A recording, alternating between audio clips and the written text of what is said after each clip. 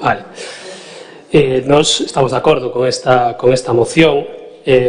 É recurrente que apareza hoxe e, curiosamente, pois seguramente agora vamos a esgrimir argumentos que teñan que ver cos servizos públicos en contra dos servizos privados, e aí nos vades a topar a Pontevedra en común na loita pola sanidade pública nas rúas. E é moi pertinente porque este goberno, e antes tivemos aquí a plataforma de sanidade pública recordando, este goberno se presentou a estas eleccións municipais coa súa fichaxe estrella, a número 3 da candidatura, que aínda non lle coñecemos a voz, a ver se hoxe se estrea, Raquel Plana, que é a coordinadora do Centro de Saúde de Ponteareas, dicindo que iban a solucionar o problema da sanidade, porque teñen varitas mágicas. Porque, ademais, en caso de que non arranxen o problema do Centro de Saúde, non vos preocupar, porque cando nos deriven a privada, tamén vamos a contar con Raquel Plana atendéndonos. Non hai ningún tipo de problema por iso, porque nos vai a arreglar tanto a sanidade pública como a sanidade privada. Pero poñámonos serias, porque isto é tremendamente importante. Le recordo ao Partido Popular, a dereita, a ultradereita, as políticas neoliberais, que recortar en sanidade mata xente. E esta é a reflexión que temos que dar hoxe. Cando unha proba diagnóstica tarda máis do debido, corremos o risco de que esa persoa cheguemos tarde. Cando unha intervención quirúrxica tarda máis do debido, corremos o risco de que esa intervención chegue tarde. Cando non temos asistencia médica en atención primaria, como leva sucedendo de forma sistemática en Ponteareas nos últimos anos, aquelas persoas que temos a quenda de tarde ou que tivemos a quenda de tarde, corremos o risco de graves problemas. Están desmantelando, levan anos desmantelando a atención primaria, porque saben que o verdadeiro negocio da sanidade está aí. Porque nos últimos anos, e se nos retomamos, este conflito ven de moi longe. Do ano 1991, co informe Abril de Martorell, que foi un exministro da UCD, primeiro franquista e logo reconvertido demócrata coa UCD, que xa animaba a privatizar. Non o conseguiu daquela, pero sí o conseguiu no 1997, coa Lei 15/97 de novas formas de gestión, que chegou para rachar a sanidade pública. Sabedes quen gobernaba, non? O Partido Popular.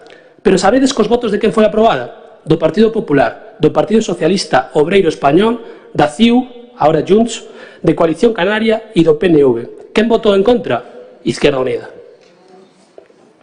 Curiosamente, os experimentos da privatización da sanidade pública naceron das mans da burguesía catalana nacionalista. Curiosamente naceron aí.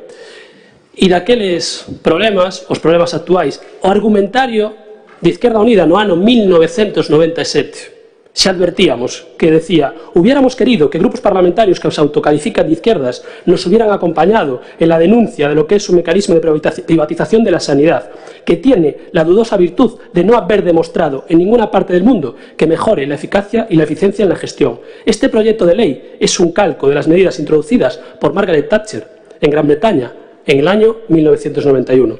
E este é o modelo que aplicaron despois co Esperanza Aguirre no Partido Popular de Madrid, e é o modelo que aplicou o señor Feijóo cando chegou á Xunta de Galiza no ano 2009. Sabedes por qué? Porque cando chegou á Xunta de Galicia no ano 2009 reduciu os orzamentos en sanidade. No 2010 volveu a reducir, pero que a día de hoxe temos porcentualmente menos porcentaxe que cando o señor Feijóo chegou a xestionar a sanidade pública de Galicia. E esta é a realidade. A realidade é que no ano 2014 6 pacientes con hepatitis C morreron por culpa de que a Xunta se negara a financiar a súa medicación, que custaba 60.000 euros por persoa. Este é o prezo que estipulan as políticas da dereita. Este é o prezo que estipulan que custa a nosa vida. Daquela, xefes de servizo denunciaron os recortes. E que sucedeu? Que foron destituídos. Por eso teñen a Raquel Plana aquí. Por eso estamos sufrindo os recortes da privatización. Hubo oposicións amañadas que despois os tribunais anularon e obrigaron a reconvocar. En esa oposición amañada dos Sergas deu praza a Manuel Bustamante, marido de Rocía Mosquera, que era consellera de Sanidade, curiosamente a mesma consellera de Sanidade que se negara ao tratamento da hepatitis C.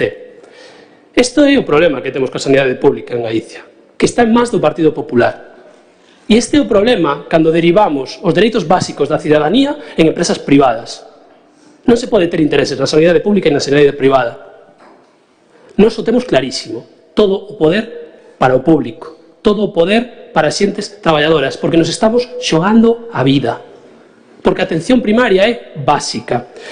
E sabedes que sucede cando se recorta en atención primaria? Sucede que nos últimos anos, en Galicia, en Pontareas, se incrementou o gasto que directamente do noso bolsillo utilizan as persoas para consultas externas. Se aumentou a afiliación a seguros privados de saúde. E, por último, se subiu a concertación dos sistemas públicos sanitarios a centros privados. Esa é a realidade. Aí está o negocio.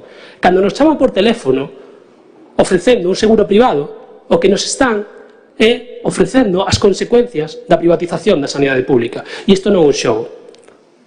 Aquí nos estamos xogando a nosa propia saúde. E nos estamos xogando moitísimo. Por iso hai que defendela. Por iso hai que escotar a ciudadanía. E por iso hai que acabar coas políticas neoliberais do Partido Popular, da dereita e da ultradereita. Porque nos xogamos a vida. De momento, non o vais.